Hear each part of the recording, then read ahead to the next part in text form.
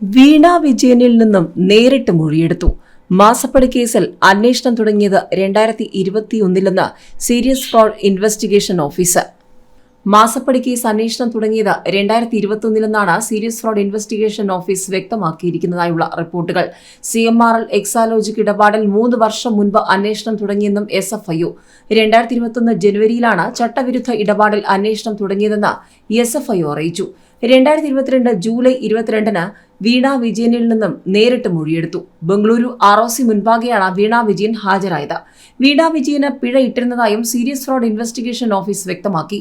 2021 മുതൽ അന്വേഷണം നടക്കുന്നു എന്നറിഞ്ഞിട്ടും 2022 നവംബറിൽ കമ്പനി പൂട്ടി. കർണാടക ഹൈക്കോടതിയിലെ എതിർ സത്യവാങ്മൂലത്തിലാണ് വെളിപ്പെടുത്തൽ. മാസപ്പടി കേസിൽ കേന്ദ്ര സർക്കാർ പ്രഖ്യാപിച്ച SFOയുടെ അന്വേഷണത്തിൽ അന്വേഷണ സംഘം KSIDCയിലെത്തിയിരുന്നു. തിരുവനന്തപുരത്തെ KSIDC കോർപ്പറേറ്റ് ഓഫീസിലാണ് സംഘം പരിശോധന നടത്തിയത്. മുഖ്യമന്ത്രി പിണറായി വിജയനും മകൾ വീണ വിജയനും നേരെ വീണ്ടും ചോദ്യങ്ങൾ ഉയർന്നു വന്നിരിക്കുകയാണ്. പ്രമുഖ മാധ്യമങ്ങൾ നിർണായകമായ വിവരങ്ങളും റിപ്പോർട്ടുകളുമാണ് പുറത്തുവിടുന്നത്. കേന്ദ്ര ഉത്തരവിന്റെ ലംഘനം. CMRLന്റെ ഖനന ഉത്തരവ് സർക്കാർ റദ്ദാക്കിയത് 2 മാസത്തിന് മുൻപ്, അതും കുരുക്ക് മുറുകിയതിനു ശേഷമെന്നുള്ള റിപ്പോർട്ടുകൾ ചർച്ചയാവുകയാണ്. അതായത് CMRLനുള്ള ഖനനാനുമതി റദ്ദാക്കിയത് മാസപ്പടി ആരോപണത്തിന് ശേഷം, വൈകിച്ചത് 5 വർഷം. CMRLനുള്ള ഖനന അനുമതി റദ്ദാക്കിയത് മാസപ്പടി വിവാദത്തിന് ശേഷം മാത്രം, ഉത്തരവിറക്കിയത് 2023 ഡിസംബർ 18. PVക്കും മകൾക്കും കോടാനുകോടി ലഭിച്ചു. മാസപ്പടിക്ക് വേണ്ടിയാണ് ഖനനാനുമതി റദ്ദാക്കാതിരുന്നതെന്ന് മാത്യു കുഴൽനാടൻ ആരോപിച്ചിരിക്കുകയാണ്.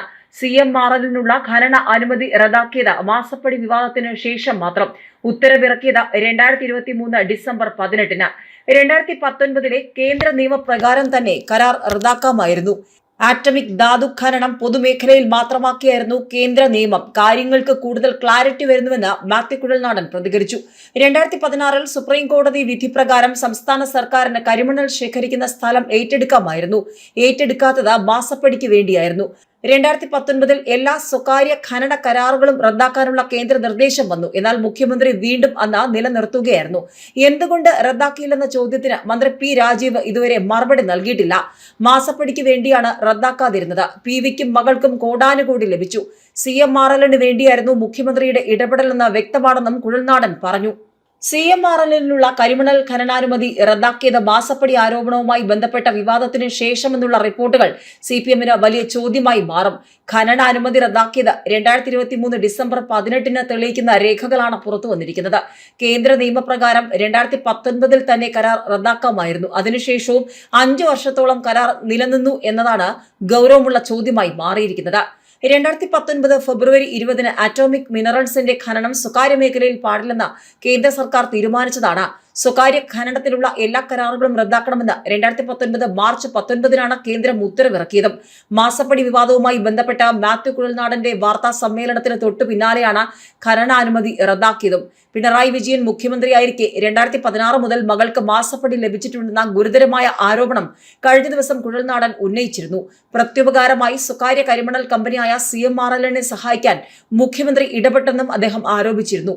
സ്വകാര്യ കമ്പനികൾക്ക് ഖനനാനുമതി നൽകാൻ പാടില്ലെന്ന കേന്ദ്രം ഉത്തരവിട്ടപ്പോൾ പൊതുമേഖലാ സ്ഥാപനങ്ങളെ ഉൾപ്പെടുത്തി മുഖ്യമന്ത്രി സംയുക്ത സംരംഭമുണ്ടാക്കി കരിമണൽ ഖനനം നടത്താനുള്ള വഴി തേടിയെന്നും കുഴൽനാടൻ ആരോപിച്ചിരുന്നു. നൽകാത്ത സേവനത്തിന് മുഖ്യമന്ത്രി പിണറായി വിജയന്റെ മകൾ വീണ വിജയന്റെ കമ്പനി എക്സാലോജിക് സൊല്യൂഷൻസ് കരിമണൽ കമ്പനിയിൽ നിന്ന് പ്രതിഫലം കൈപ്പറ്റിയെന്നായിരുന്നു ആദായ നികുതി വകുപ്പിന്റെ ഇന്ററി സെറ്റിൽമെന്റ് ബോർഡിന്റെ കണ്ടെത്തൽ. പ്രത്യേക സേവനമൊന്നും നൽകാതെ എക്സാലോജിക്കിന് 1.25 കോടിയോളം രൂപ 3 വർഷത്തിനിടെ നൽകിയെന്നായിരുന്നു ആദായ നികുതി വകുപ്പ് കണ്ടെത്തിയത്. ഇതിന് പിന്നാലെയാണ് മാസപ്പടി ആരോപണം ഉയർന്നത്.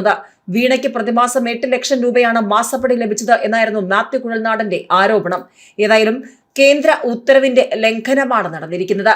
മാസപ്പടി വിവാദത്തിൽ SFIO അന്വേഷണം തടയണമെന്നാവശ്യപ്പെട്ട എക്സാലോജിക്ക് കർണാടക ഹൈക്കോടതിയെയും KSIDC കേരള ഹൈക്കോടതിയും സമീപിച്ചിരുന്നു. ഇരു കോടതികളും അന്വേഷണം റദ്ദാക്കണമെന്ന ആവശ്യം നിരസിച്ചത് ആരോപണ വിധേയരായ മുഖ്യമന്ത്രി പിണറായി വിജയനും മകൾ വീണയ്ക്കും വലിയ തിരിച്ചടിയാണ്. SFIOയുടെ അന്വേഷണം തടയാനാവില്ലെന്ന് വ്യക്തമാക്കിയ കർണാടക ഹൈക്കോടതി സാമ്പത്തിക ഇടപാടുകൾ സംബന്ധിച്ച് ഏജൻസി ആവശ്യപ്പെട്ട മുഴുവൻ രേഖകളും നൽകാൻ നിർദ്ദേശിച്ചിരിക്കുകയാണ്. അന്വേഷണം നടക്കട്ടെ എന്നാണ് കേരള ഹൈക്കോടതിയും പറഞ്ഞിരിക്കുന്നത്. വീണയ്ക്ക് CMRLൽ നിന്ന് 3 വർഷത്തിന് മാസപ്പടി ഇനത്തിൽ 1.25 കോടിയോളം രൂപ ലഭിച്ചെന്നാണ് ആദായ നികുതി ഇന്ററിം സെറ്റിൽമെന്റ് ബോർഡിന്റെ കണ്ടെത്തൽ. വീണയുടെ ഉടമസ്ഥതയിലുള്ള എക്സാലോജിക്കിൽ നിന്ന് ലഭിക്കാതിരുന്ന സേവനങ്ങൾക്കാണ് CMRL പണം നൽകിയിരുന്നതും. CMRL വീണയ്ക്ക് 55 ലക്ഷം രൂപയും എക്സാലോജിക്കിന് 1.25 കോടിയിലധികം രൂപയുമാണ് മാസപ്പടിയായി നൽകിയതെന്നാണ് ആക്ഷേപം.